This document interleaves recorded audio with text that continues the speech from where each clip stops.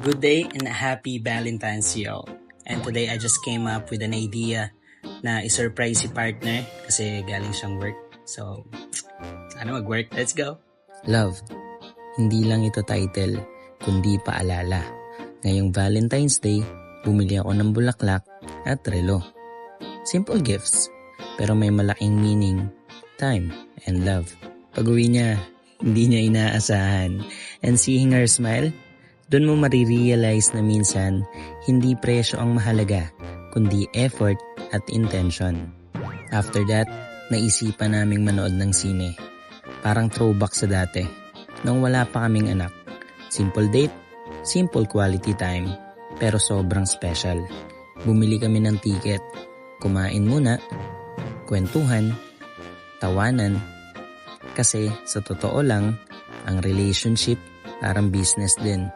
Kailangan ng investment ng oras, communication, at consistency.